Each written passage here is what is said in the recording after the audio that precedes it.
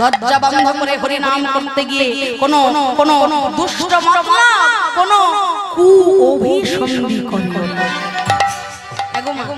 ওই যে প্রথমে বললাম বহিরাঙ্গ ভক্ত শুনে নাম সংকীর্তন আর রস আস্বাদন তো সবাই বুঝবে না, সেই জন্য রাত্রিবেলায় সেবাসঙ্গনে দরজা বন্ধ করে দিয়ে মহাপ্রভু অন্তরঙ্গ ভক্ত শুনে গোপী ভাবে বিভাবিত হয়ে রস আস্বাদন। সেই ভাবটা সবাই বুঝবে না, সাধারণ মানুষ বুঝবে না, সেই জন্য রাত্রিবেলায় তারা দরজা বন্ধ করে হরি নাম কীর্তন করতেন।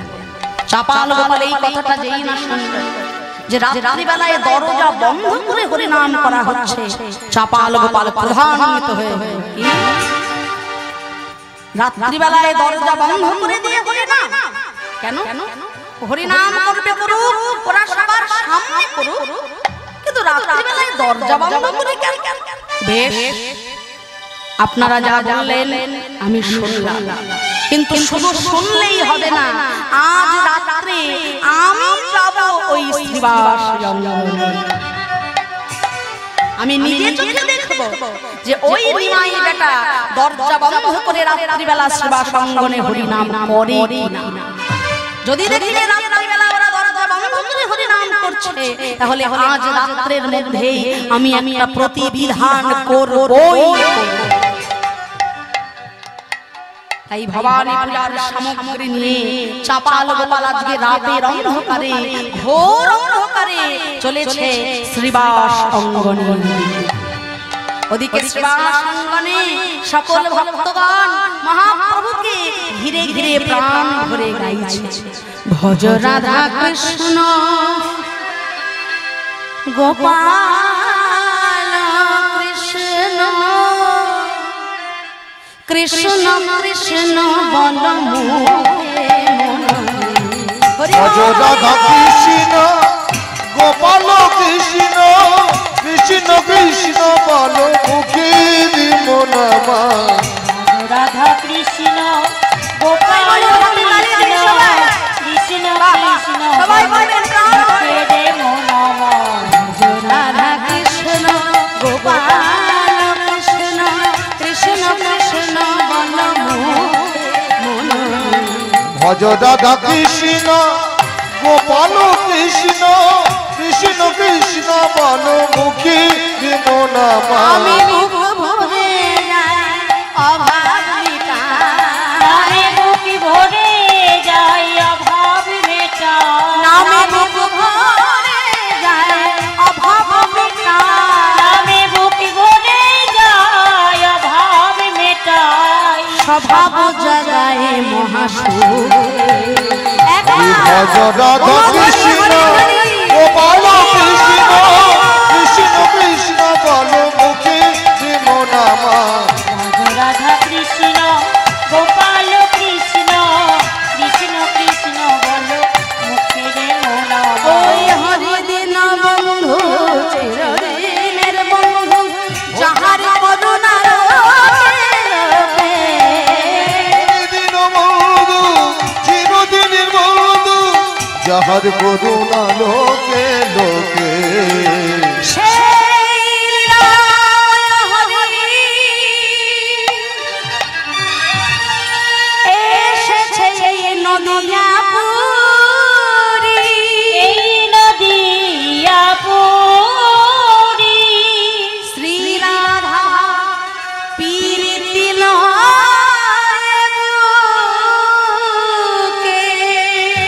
রাধা কৃষ্ণ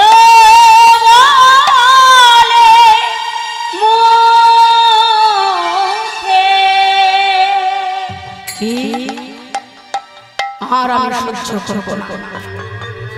শ্রীবাস অঙ্গনের ভেতরে ওই নিমাই বেটা দরজা বন্ধ করে হরি নাম করছে, কিন্তু ওর ভক্তরা কি করছে না, রাধা কৃষ্ণ নাকি মিলিয়ে মিশে একাকার হয়ে গৌর হয়ে নবদ্বীপে এসেছে। এ কথা কি মেনে নেওয়া যায়? নিমাই কিনা নবদ্বীপ নবদ্বীপের একটা সাধারণ ছেলে, সে কিনা রাধা আবার কৃষ্ণ মিলিয়ে মিশে একাকার হয়ে গৌর হয়ে এসেছে নবদ্বীপে। না, এত বড় কথা যখন বলেছে, আজ রাত্রের মধ্যে আমি একটা প্রতিবিধান করবই করব। এই বলে শিবাসঙ্গনের বাইরে শুরু করলো তান্ত্রিক উপায় চাপাল গোপাল ভবানী পূজা। মদ ভাঙা সিঁদুরাদি রাখি দাদে মনের আনন্দে সে গেলা নিজ ঘরে, গেলা নিজ ভবনে। এই ছড়িয়ে দিলাম রক্ত চন্দন, এই ছড়িয়ে দিলাম জবার মালা, ঝুলিয়ে দিলাম পাঠার মাথা, ছড়িয়ে দিলাম মদ ভণ্ড। একদিন বিপ্র নাম গোপাল চাপা, পাশন নিধান সেই দুর্মুখ বাচাল, মদ ভণ্ড শিরাদি রাখি নারে মনের আনন্দে সে গেলা নিজ ঘরে, নিজ ঘরে। একজন বৈষ্ণব ভক্তের ঘরের সামনে, ঘরের দুয়ার, পাঠার মাথা, জীব পাঠার মাথা, জবার মালা, রক্ত চন্দন, সিঁদুর আদি চাপাল গোপাল মহাবৈষ্ণব শ্রীবাস পণ্ডিতের দরজার সামনে করল ভবানী পূজা। শিবাসঙ্গনের বাইরে মদ ভাণ্ড পাঠার মাথা জবার মালা দিয়ে ভবানী পুজো করে আনন্দে নাচতে নাচতে ঘরে চলে গেল চাপাল গোপাল। মনে মনে ভাবলো, আমি উপযুক্ত শাস্তি দিয়েছি ওই শ্রীবাসকে। হরিনাম রাত্রিবেলা দরজা বন্ধ করে বলবে, রাধা কৃষ্ণ মিলে মিশে গৌর হলো। সকাল হলেই ওরা বুঝতে পারবে যে কেমন হরিনাম হয়েছে ওদের দরজার সামনে।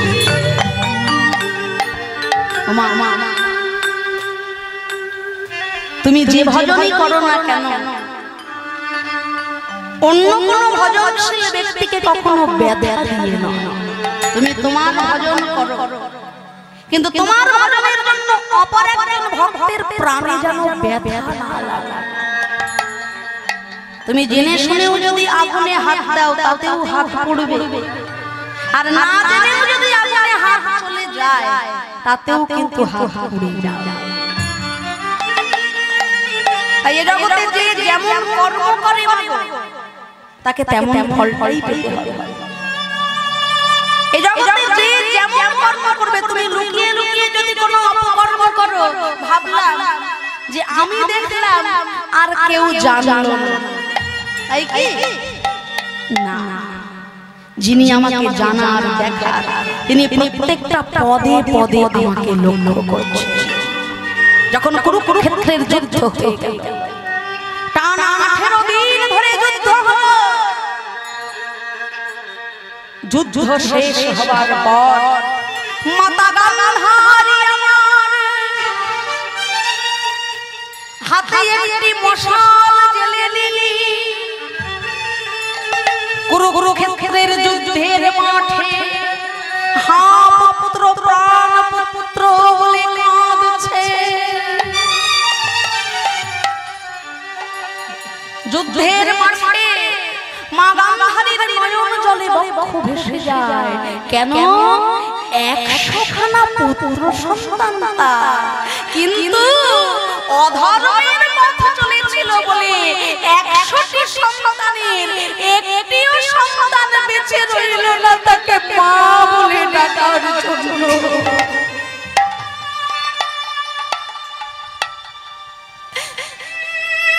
একশোখানা সন্তান, 100খানা ছেলে, একটাও ছেলে বেঁচে নেই। কেন না? ধর্মক্ষেত্র কুরুক্ষেত্রের মাঠ আছে ধর্মক্ষেত্র। যারা অধর্মের পথে আছে তারা যতই শক্তিশালী হোক, যতই বেশি ভারী হোক দলে, কিন্তু তারা জিততে পারবে না। কেননা ধর্মের পথে স্বয়ং ভগবান যুগে যুগে অবতীর্ণ। তাই 100 জন ছেলে তারা ওই কুরুক্ষেত্রের যুদ্ধের মাঠে পড়ে আছে। মাতা গান্ধারী পুত্র শোকে কাতর হয়ে পাগলিনী হয়ে গেছে। একটা মশাল হাতে জ্বেলে যুদ্ধের মাঠে পাগলিনী হয়ে হা পুত্র, প্রাণ পুত্র, কোথায় গেলি বলে কাঁদছে।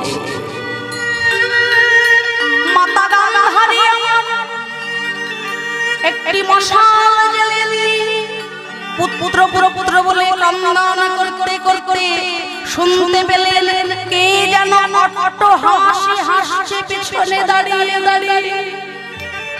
মাতা গান্ধারী আমার যাই না পিছন মানে তাকালেন, দেখতে পেল একে একে। মাতা গান্ধারী অবাক হয়ে গেল যে দৃশ্য দেখে। মাতা গান্ধারী কি দেখলো যেন? দেখে ভগবান কৃষ্ণ দাঁড়িয়ে আছে। দেখে ভগবান কৃষ্ণ দাঁড়িয়ে আছে। ভগবান কৃষ্ণ দাঁড়িয়ে আছে।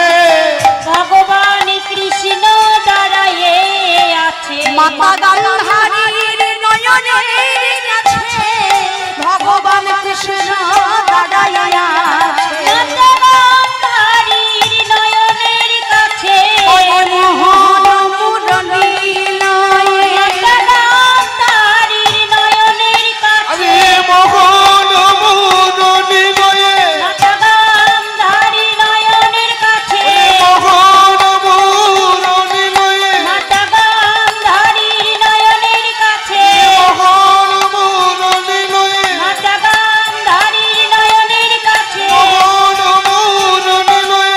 গান্ধারীর নয়নের কাছে মোহন মুরলী গান্ধারীর নয়নের কাছে মোহন মুরলী নয়ে। মাতা গান্ধারীর নয়নের কাছে ভগবান কৃষ্ণ দাঁড়িয়ে আছে। যেই না দর্শন করলেন শ্রীকৃষ্ণ ভগবানকে, সঙ্গে সঙ্গে মাতা গান্ধারী বলে উঠলেন কৃষ্ণ। সবাই বলে তুমি নাকি ভক্ত বৎসল ভগবান। তুমি যদি ভক্ত বৎসল ভগবানই হবে তাহলে আমার জীবনে তুমি এত দুঃখ কেন দিলে? বল বল, আজকে তোমাকে জবাব দিতে হবে আমাকে। তুমি আমাকে কেন এত কষ্ট দিলে? কি কষ্ট?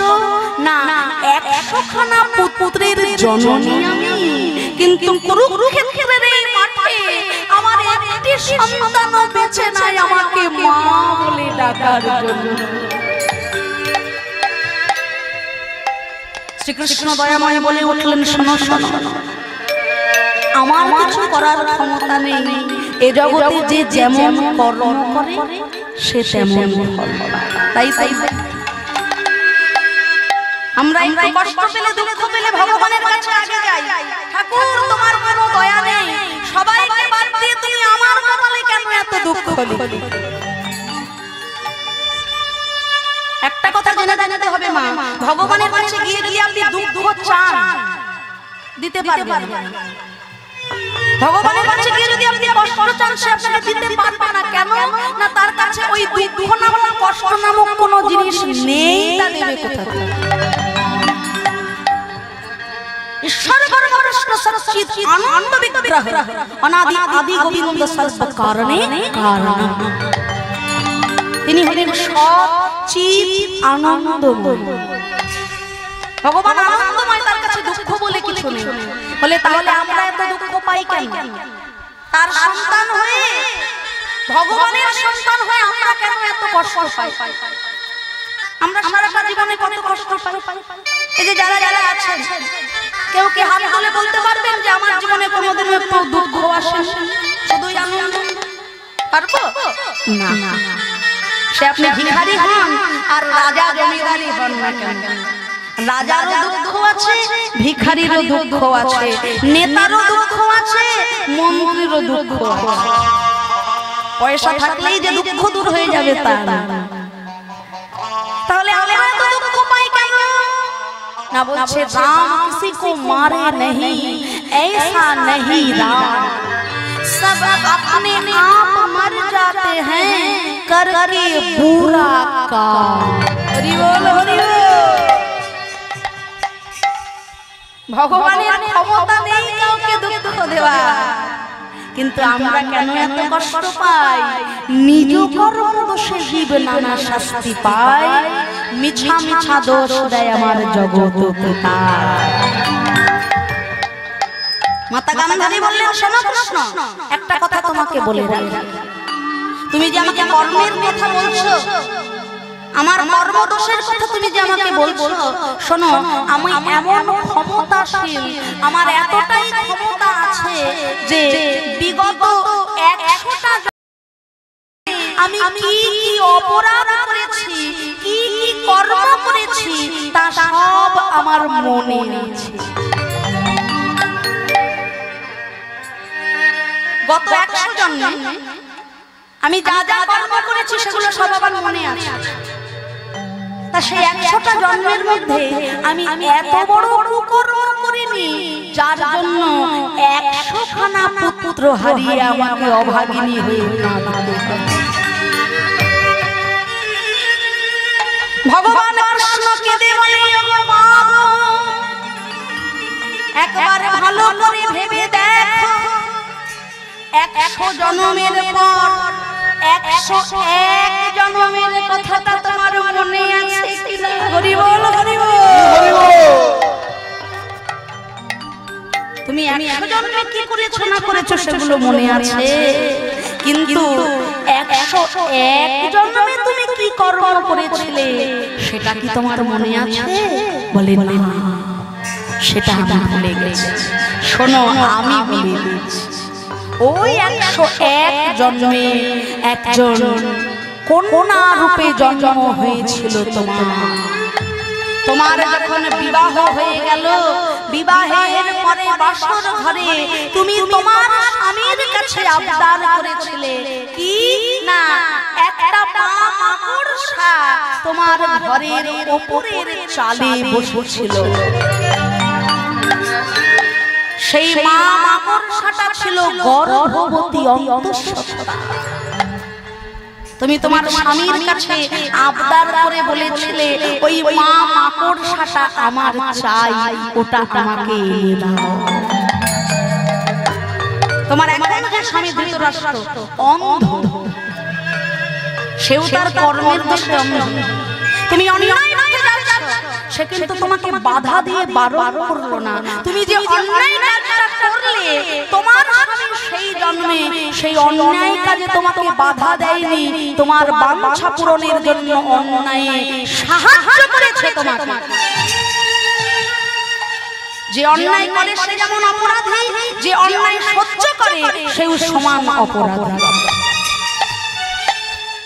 আজকে ধৃতরাষ্ট্র অন্ধ হলো কেন তোমার কর্মে অন্ধ হয়ে সেদিন অন্ধ ভক্ত হয়ে অন্যায়ের পথে তোমার সাথে চলেছিল সেই জন্য আজকে সে অন্ধ হয়ে গেছে তা তোমার ভালোবাসায় পাগল হয়ে তোমার স্বামী তোমার ওই 101 জন্মে ওই মা মাকড়সাটাকে পেড়ে তোমার হাতে এনে দিয়েছে তখন তুমি কি করছিলে জানো মা ওই মা মাকড়সাটার পেটে ছিল 100 খানা ডিম তুমি এতটাই নির্দয় ওই মা মাকড়সার উদর বিদীর্ণ করে একটা একটা করে মাকড়সার ডিম তুমি তোমার নখের উপরে টিপে টিপে তাদের মেরে ফেলেছিলে হরি বল একটা একটা করে ছোট ছোট মাকড়সার ডিম তুমি তোমার নিজে হাতে মেরে ফেললে যন্ত্রণায় ব্যথায় আর না থাকতে পেরে মা মাকড়সাটিও তখন মরে গেল মৃত্যুকালে মা মাকড়সাটা তোমাকে অভিশাপ দিয়ে বলেছিল শোনো একজন নারীর আর একজন নারীর দুঃখ তুমি এইভাবে মোচন না করে তাকে এত দুঃখ দিলে আজকে আমাকে যে কষ্ট তুমি দিলে তোমার 100 খানা পুত্র এইভাবে তোমার চোখের সামনে মরে যাবে, তুমি কিছু করতে পারবে না।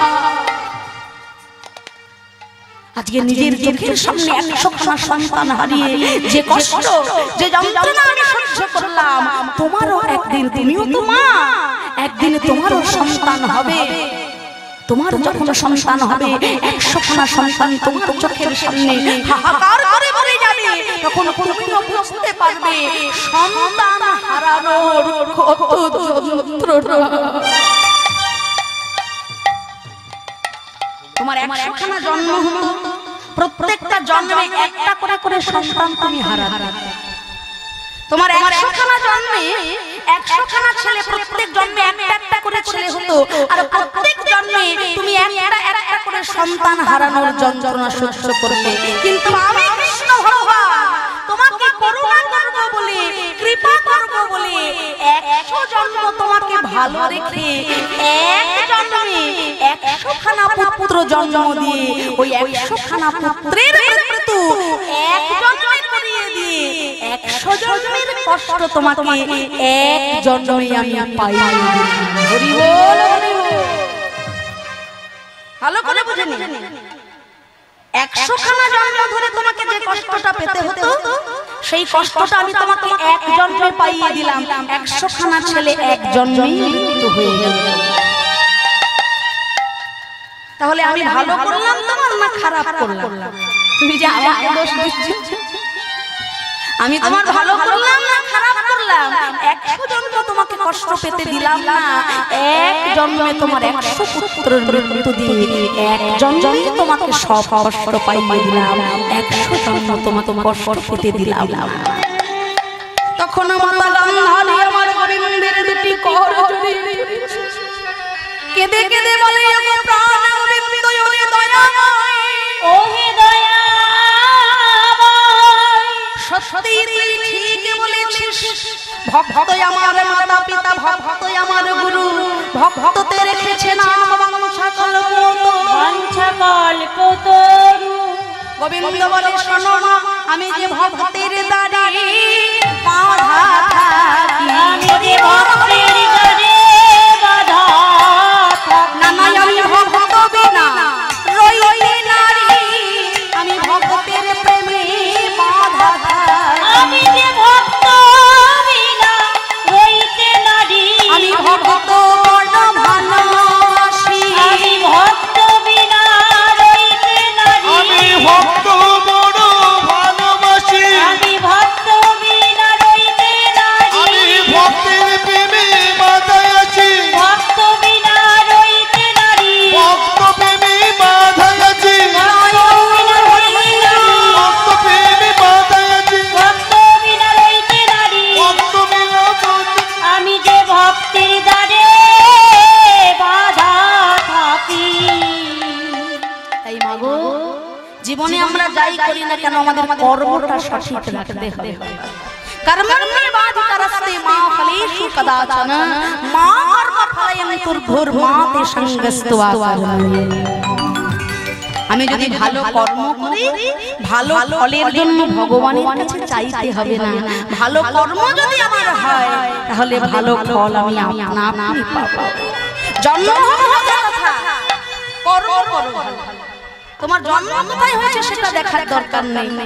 পদ্ম ফুলের জন্ম কোথায় হয়, কিন্তু সে ভগবানের চরণ পায়। তাই জন্ম যেখানেই হোক না কেন, আমাদের কর্মটা যেন ভালো থাকে। তাই চাপাল গোপাল কি করলো না, নিজে একজন ভক্ত হয়ে একজন বৈষ্ণব ভক্তের মনে ব্যথা দিয়ে দিল, অপরাধ করে ফেলল, বৈষ্ণব অপরাধ করে ফেলল। তার শাস্তি সে কেমন ভাবে পাবে, এই লীলায় আপনারা পরবর্তীতে জানতে পারবেন। এদিকে সারা রাত ধরে মহাপ্রভু শ্রীবাসঙ্গরে হরিনাম সংকীর্তন করলেন। প্রভাতকালে প্রভু আমার শ্রীবাসকে ডেকে বলছে, ও শ্রীবাস, প্রভাত হয়েছে, সবাই মিলে দুটি বাহু তুলে আমার সঙ্গে বলো, ভজ শ্রীকৃষ্ণ, কহ শ্রীকৃষ্ণ, লহ শ্রীকৃষ্ণের নাম। ভজ শ্রীকৃষ্ণ, কহ শ্রীকৃষ্ণ, লহ শ্রীকৃষ্ণের নাম রে। ভজ শ্রী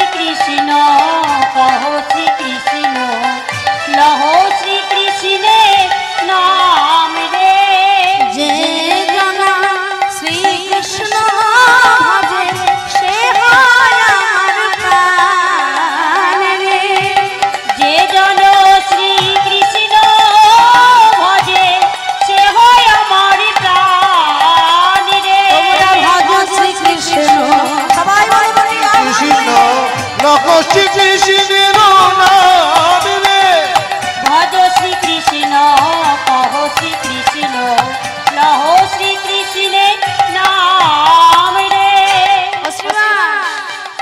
তোমার বাড়িতে হরিনাম হচ্ছে, ওই তুমি তো বলছো না? শ্রীবাস বলছে প্রভু গো, আমি বলছি কিন্তু মনে মনে। কেন? জোরে জোরে বলো। প্রভু তুমি যে নাম বলতে বলছো, আমি তো সেই নাম বলছি না। তুমি কি বলছো? না প্রভু তুমি বলছো ভজ শ্রীকৃষ্ণ কহ শ্রীকৃষ্ণ লহ শ্রীকৃষ্ণের নাম। কিন্তু আমি জানি বৃন্দাবনের রাধা গোবিন্দের মিলিত তনু শ্রী গৌরাঙ্গ মহাপ্রভুকে পেয়েছিলাম। কৃষ্ণ বলে যদি আমরা ডাকি, আমাদের একজনকে ডাকা হবে, আর গৌর বলে যদি আমরা ডাকি, রাধা কৃষ্ণ আমাদের একসঙ্গে ডাকা হবে এক নামে। তাই আমরা কি বলছি জানো? ভজ গৌরাঙ্গ কহ গৌরাঙ্গ লহ গৌরাঙ্গের নাম রে। কহ গৌরাঙ্গ লহ গৌরাঙ্গের নাম রে ভাই রে দে জানা গৌরাঙ্গ ভজে সে হয় প্রাণ রে। যে জন গৌরাঙ্গ ভজে সে হয় আমার প্রাণ রে। তোমরা ভজ গৌরাঙ্গ হরি বল হরি বল। লহ গৌরাঙ্গের নাম রে ভজ গৌরাঙ্গ কহ গৌরাঙ্গ লহ গৌরাঙ্গের নাম রে। ও শ্রীবাস, প্রভাত হয়েছে। এবার তুমি ধীরে ধীরে দরজাটা খুলে দাও, আমাকে যে নগর সংকীর্তনে বেরোতে হবে।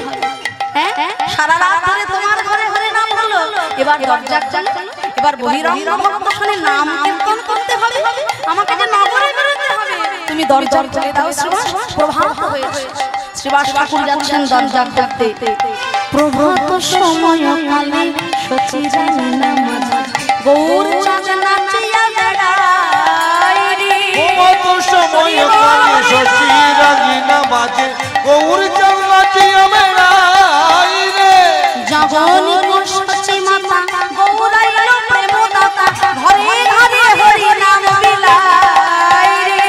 জগনী সচি মাতা গৌরাইল প্রেম দাতা ঘরে ঘরে হরি নাম বিলায় রে। আহা প্রভাত সময় কালে শশীরানী নামাজে গৌর চাঁদ নাচিয়া বেড়ায় রে প্রভাত সময় কালে সচির আঙিনার মাঝে গৌর চাঁদ নাচিয়া বেড়ায় রে। প্রভাত সময় কালে সচিরানী নামাজ। এই এই এই এই এই খুলে দিলাম। আমি কি দেখছি? আমার দরজার সামনে মত, আমার দরজার সামনে পাঁঠার মাথা, রক্ত চন্দন জবা